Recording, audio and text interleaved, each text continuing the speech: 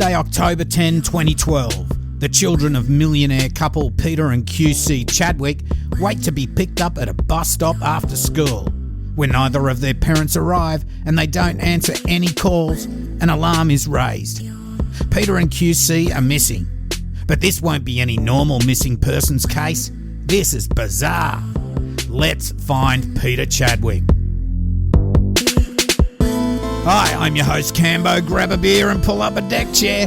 This is True Crime Island, another true crime podcast.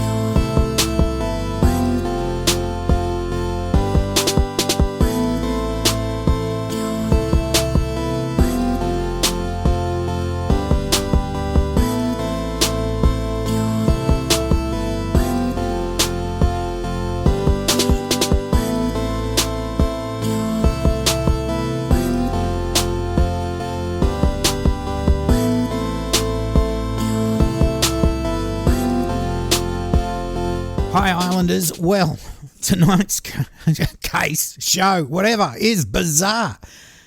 This is another case I saw on YouTube while on holidays. It's similar to the Mike Williams case in such that it's a family thing. It's truly crazy. It's set in a wealthy gated community in Newport Beach, California. Now this place on a bad year might get a couple of murders, and some years they don't get any. Anyway, the story is about Peter and Q.C Chadwick. Q.C, born 16th of June 1966 in Malaysia from a wealthy family, and was a devoted mother of 3 boys. She had a bubbly personality, sort of like the life of the party. She was affectionately known as Q.C. Now Peter, born in 1964 in England, he's got dual British-US citizenship. He's also from a wealthy family that had investments in property and property developments. Q.C met Peter at Arizona State University. Peter was the more dominant of the two, taking care of Q.C, as she was unaccustomed to her new way of life in the US, and she was learning English. When she got here, she didn't know any English at all. They married in 1991, and they moved to Newport Beach. They would go on to have 3 boys, and Q.C was a devoted mother. Maybe not so much a tiger mother, but she sure made sure that her boys did well in sport and school, and they certainly didn't disappoint her. Peter was more distant and a lot quieter, more reserved than Q.C. Q.C, being a stay-at-home mum and Peter being able to work from home most of the time, meant that the kids always had a parent available to pick them up from school. Although the oldest was away at college, the younger 2 were at high school and would catch a bus there and back. Every day, either Peter or Q.C was there to pick them up from the bus stop without fail. However, on Wednesday, October the 10th, 2012, there was no one there to pick them up. A neighbour noticed them at the bus stop waiting alone, and she knew that Peter or Q.C would always pick them up. She pulled a car over, asked what was going on. The boy replied that they tried to contact their parents, but there was no answer. They had no idea why they'd not been picked up. The neighbour took them back to her place, made some calls without any success in locating Peter or Q.C. This was so out of character, and so the police were called for a welfare check.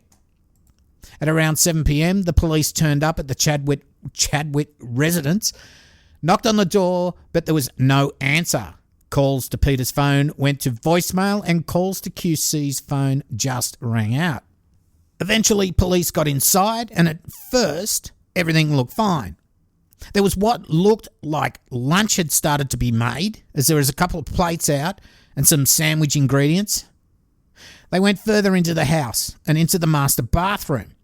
They noticed broken glass from a vase around the bath and what looked like blood residue near the plug hole. They locate a safe, but it's open and empty. The internal door to the garage is open. Their minivan is parked inside, but the silver Lexus SUV they owned is gone. When they call Q.C.'s phone again, they hear it ringing this time. It's still plugged into its charger. Peter and Q.C are nowhere to be found. Now, they go through some CCTV. This would show Peter driving the SUV out of the gated community at around 1:30 p.m. Looking further through the tapes, it did not return to the house.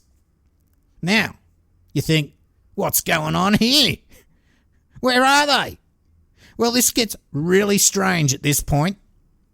After approximately 16 hours from when Peter has left his house, near the Mexican border at San Diego at about 5:30 a.m., this is the next morning, 911 operators get a call. On the line is Peter Chadwick. Now, this is just truly bizarre. Here it is.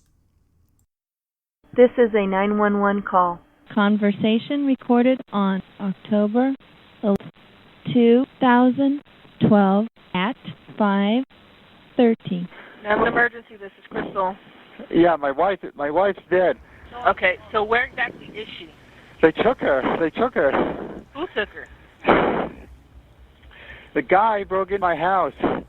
He drove me here. He had a friend. They've gone in a pickup truck.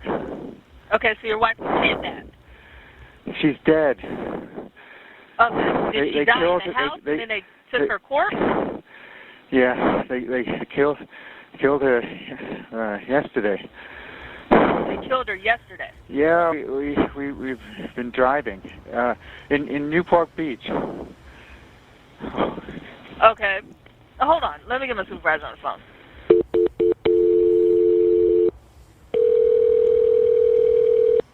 He said that his wife is dead, but somebody broke into the house and stole and he took her. Yeah. Okay, what? Found her. Who is he? Juan. Juan. How do you know Juan? I picked him up to look at some painting work at the house. I brought him to the house. And when did this happen? Yesterday, middle of the day. Yesterday in the middle of the day. And when did she die? Yesterday, middle of the day. Okay, and where is she now? Like 11. They have her body. They said they're going to cut her up. Who has her body? Juan and Chi. Okay, so when she died at 11 o'clock, they took her? Yeah. They maybe put her in the car. How do you know she's dead? She drowned. What? Her body was stiff even. I've been driving with them. They say they're going to cut her up. What's your name? Peter Chadwick. Mm-hmm. Are you on any kind of medication, sir? Not heavy one. Okay. It's not that. Okay. Because I think they're going. They might be going to Mexico or somewhere. Okay, but this happened yesterday at 11. You're now calling us at 5:30 in the morning. I know. I want you to get him. Yeah. Okay, go talk to him. For fuck's sake, what the fuckity fuck was that? I don't know about you. Actually, I think I do know. This guy is already guilty as hell to me. Anyway, police pick up Peter just minutes after he starts making this call, and they take him downtown. Here he tells them his story. Peter tells police that on the previous morning, the 10th, he was at one of his property developments when a guy came up to him and introduced himself as Juan. Juan asked him if he could work on the development, but Peter told him he had enough workers deployed there, but he did have some painting work required at his house. Peter then drove back to his place with Juan.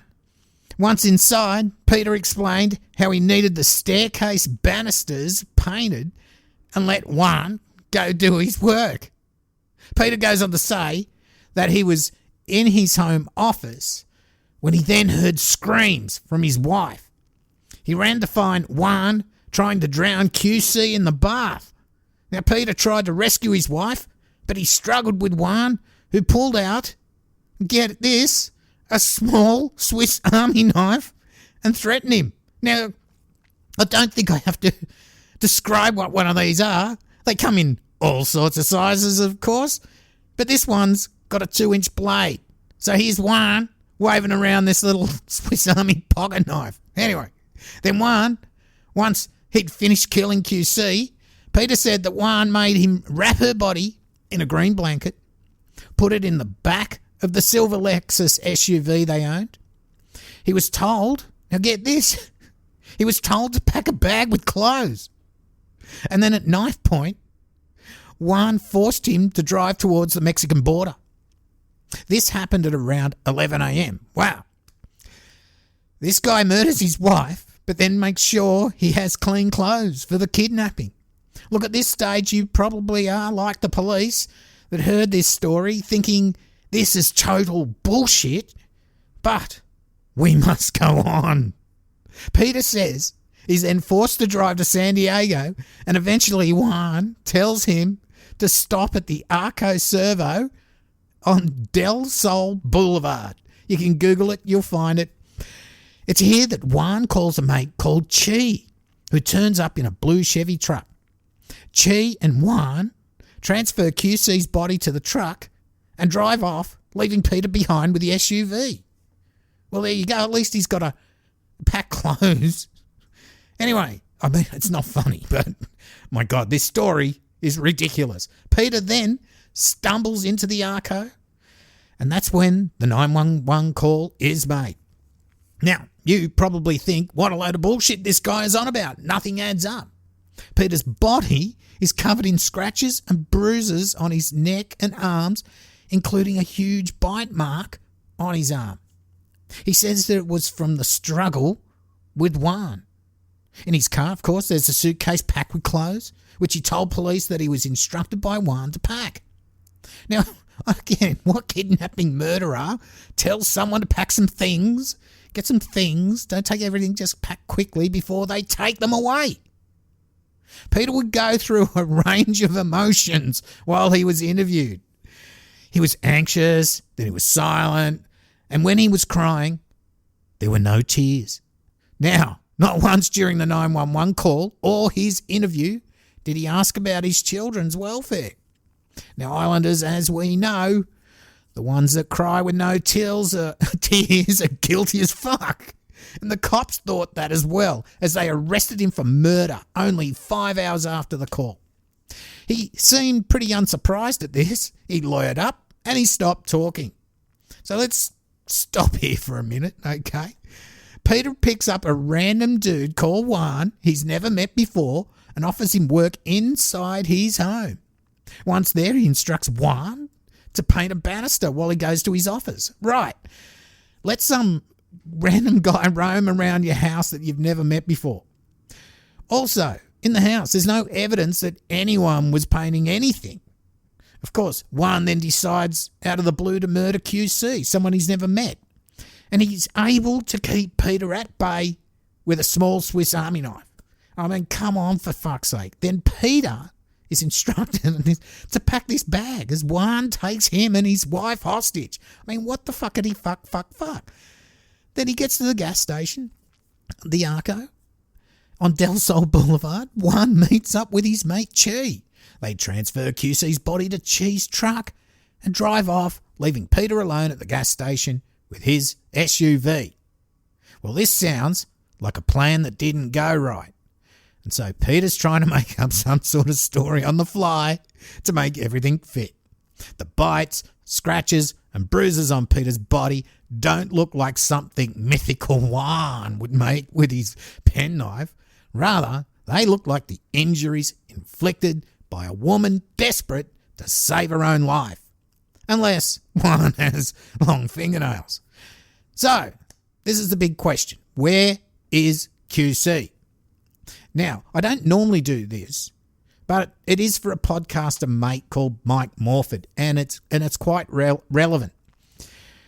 If you're a true crime podcast fan like me, you probably hear so much about sad and shocking murders, and unfortunately, a lot of attention gets paid to the killer and not to the victim. Sometimes it seems as if the victim is just a number or a statistic in a news report. But have you ever thought more about who those victims were? What were their dreams and goals in life? How they touched the lives of those around them? And what about their families? The family members and survivors are victims too. What is the aftermath of these horrible murders like for them? If you're searching for a podcast that's victim-focused and chronicles their loved one's journey to get justice for them after their murder, I'd suggest a podcast called Murder in My Family.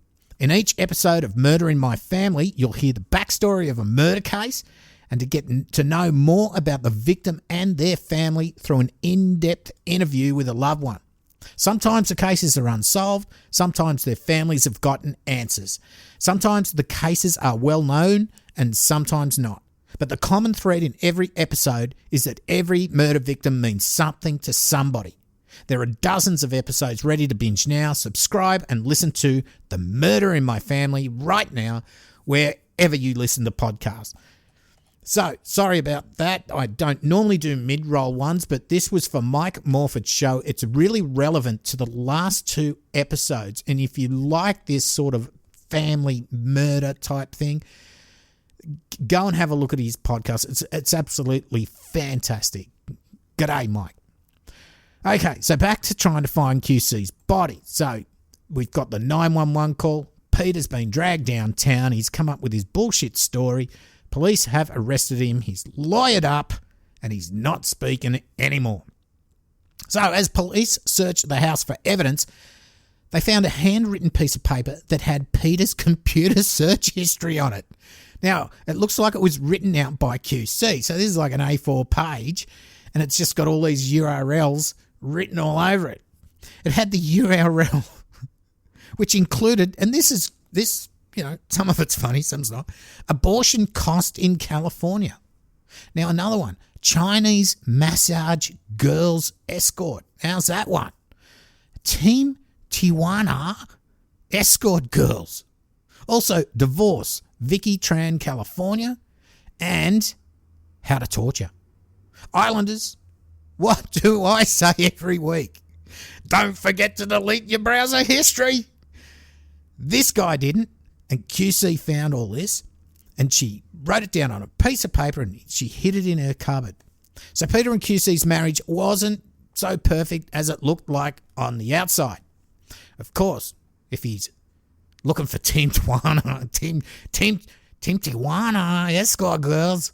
Anyway, in fact, it looked as though QC wanted a divorce, and her writing down all the dodgy shit Peter's doing, looking up on the internet, was maybe to be able to show it to him or to use it in a potential divorce proceeding. Now, one thing though, I don't think QC really wanted a divorce. She really wanted her marriage to work and for the family to stay together. But I guess when you see this sort of stuff and they weren't obviously getting along, things happen.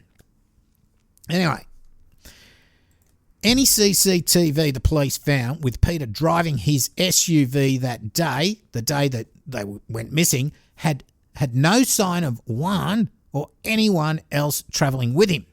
The security guard at the gated community saw no one in the car with him. It was looking like Juan, as the police had expected, was just an imaginary friend of Peter's. There is a similar clusterfuck like last episode where Brian Winchester killed his best mate on the river. If you haven't listened to that episode yet, I won't spoil it, but listen after this.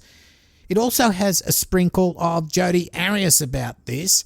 She was one of my first episodes, so if you haven't already listened to my take on her and her lack of planning and very unbelievable story that she told police, go and have a listen, because these are all very similar, where there was a plan, obviously didn't go as planned, failed plan, plan to fail. So they've all got that sort of thing about them where they've now had to suddenly go to an emergency plan B and things just don't work right. Anyway, on the 18th of October, police still had no clue as to where QC's body was. They were sure she was dead, but they needed her body. She would be found just past the Muth Valley Road, just near the intersection of Wildcat Canyon Road. QC, devoted mother of 3 boys, her body was in a dumpster by the side of the road, strangled. She was wrapped in a green blanket. Some of her expensive bags were there, as well as her ID and, strangely enough, $10,000 in cash. Now, if you Google a map on that intersection, you can actually see the exact location, and there is a different blue dumpster there, but you can see exactly where the blue dumpster was. So, funny enough, the dumpster was supposed to be picked up the day before police found it, but the fees hadn't been paid by the owner of the house. So it wasn't picked up, and it was still there on the day of discovery.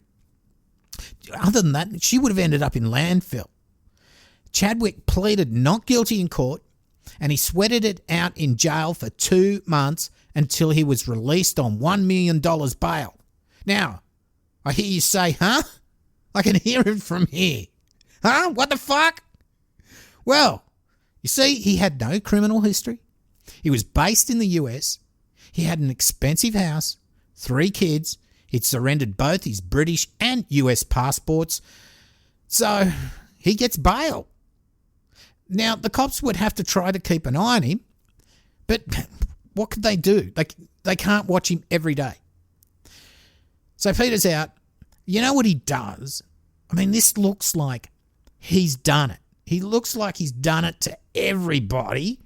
He sends out invitations to all his neighbours and friends and stuff 100 days after her death to have a 100-day vigil. I mean, what the fuck is wrong with some people? This really pissed a lot of people off. Anyway, things can move slow in the judicial world, and after 2 years on bail and doing all the things he had to do as a condition of his bail, Peter's attorney calls police in 2015 and told them, I don't know where the fuck he is. Anyway, I don't think he said it like that. He probably said, excuse me, sir, but we don't know where Peter is. Maybe you should go look for him. I have no idea. Anyway, the hunt was on. Chadwick had at least a three-week head start. He'd also accumulated approximately $1 million in cash in the previous couple of years by taking out small amounts at a time from his bank accounts. Now, if you took out what I call small amounts of time, at a time out of my bank account over 2 years, you're going to get about $50, $100. So I guess small amounts to certain people is a lot of money. Anyway, he was taking out these amounts every few days, I suppose. He accumulated. He's got about $1 million. Now, when police searched his home, they found a book on how to disappear and change identities. Amazing. Now, there was a firm sighting backed up on CCTV. This is weird. A taxi driver said he picked up a woman from Chadwick's house and took her to an airport in Santa Barbara. So they're looking at all the CCTV here. Now, this could have been Chadwick in drag. CCTV picked him up with a suitcase.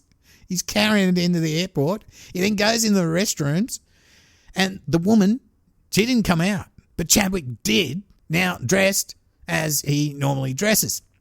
He hung around the airport for a few hours, and then he left in another taxi and has never been seen since. So he didn't get on a plane. He just got on a bloody taxi.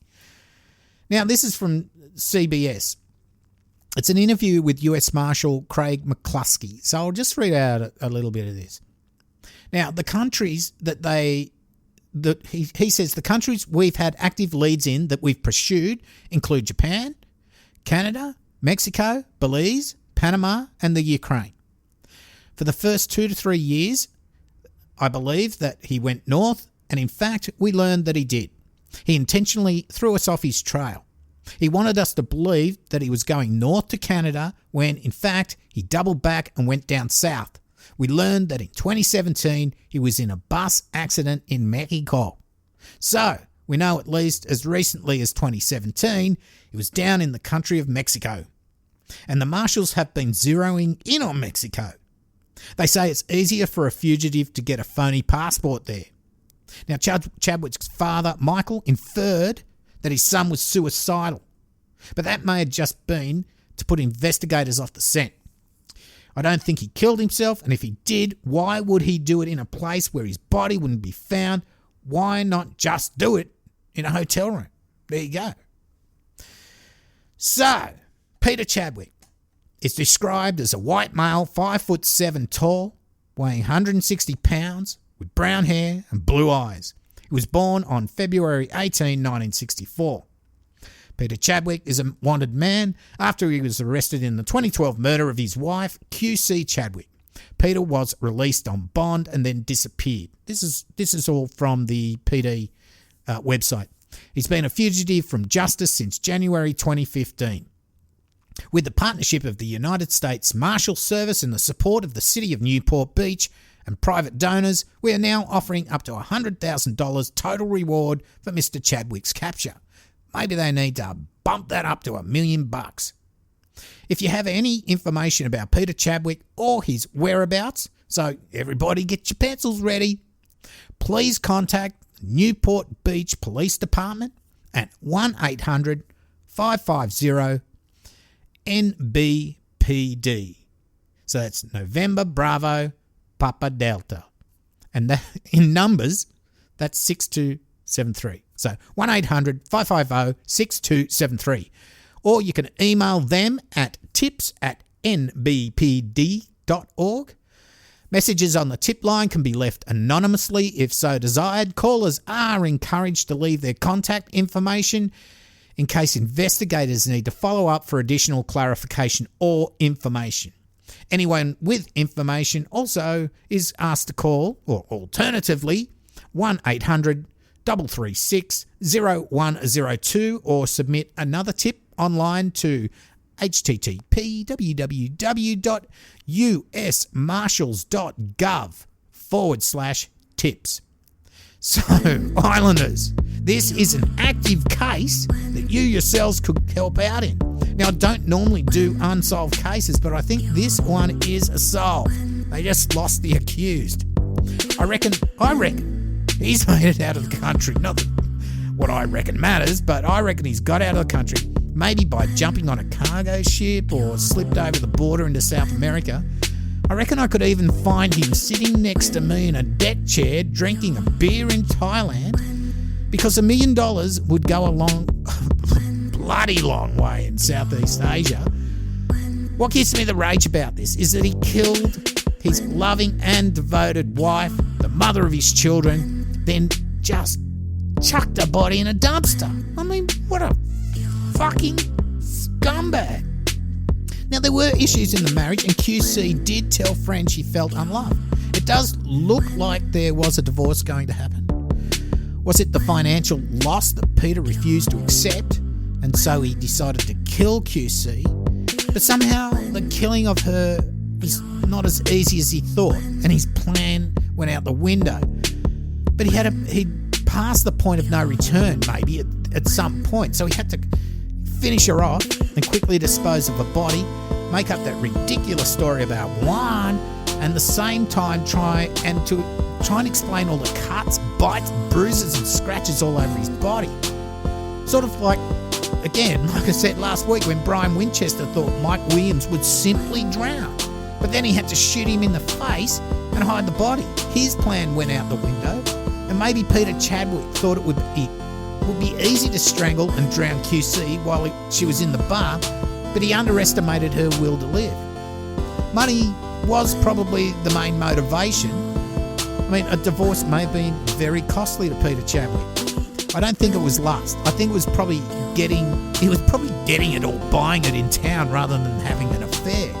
The kids, though, although I'm sure they aren't living in poverty, they've lost not only their loving mother, but their asshole father and their family life as it was. All I can say is, Islanders, be on the lookout for him, and I hope the karma bus does the boomfuckalunga on him. Now, for further info, and where I got a lot of my info from, check out the CBS News coverage on this, and also the Newport Beach Police Department podcast. They put one out by themselves. Everyone's got a podcast nowadays. That's called Countdown to Capture. So check that out. It's really good. So that's the end of the show tonight. First up, thanks everyone who voted in the Australian Podcast Awards, which will be held this Saturday, or, the 18th of May 2019, if you're listening to this show before that. Well, that is all you listeners, and the show is in the finals because you are the island. The finals for Independent True Crime Podcast, and also in the finals for the popular vote. Just being there amongst all those other podcasts is great. Some are quite professional productions, not like this one. So if you're listening before the 18th, then you can watch the live stream on YouTube. Just Google Australian Podcast Awards for the link.